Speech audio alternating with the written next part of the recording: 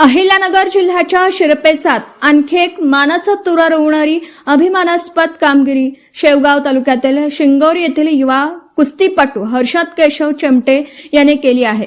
थायलंडमध्ये सुरू असलेल्या 15 वर्षाखालील आशियाई कुस्ती अजिंक्यपद स्पर्धेत 75 किलो वजनी गटात सुवर्णपदक पटकावत हर्षद चेमटेने भारताचा तिरंगा आंतरराष्ट्रीय स्तरावर दिमाखात फडकावून अंतिम फेरीत कझाकिस्तानच्या येरसुल्तान सुलेमान याच्यावर 11-10 अशा अत्यंत चुरशीच्या फरकाने मात करत सुवर्ण पदकावर आपलं नाव कोरलं। अखेरच्या क्षणापर्यंत रंगलेल्या या रोमांचक सामन्यात त्याने उत्कृष्ट तांत्रिक कौशल्य, आक्रमक खेळी आणि अफाट आत्मविश्वासाच्या जोरावर विजय संपादन करून अहिल्यानगर जिल्ह्याच्या शेवगाव तालुक्यातील शिंगोरी गावाचा रहिवासी असलेल्या हर्षदने अल्पवयातच कुस्ती क्षेत्रात आपली वेगळी ओळख निर्माण केली आहे।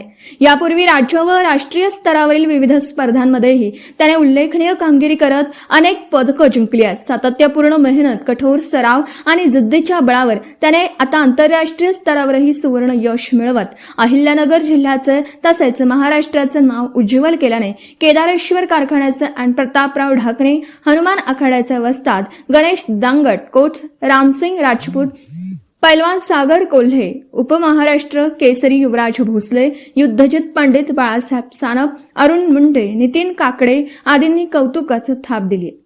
जयप्रकाश बागडे, अहिल्यानगर, शेवगाव।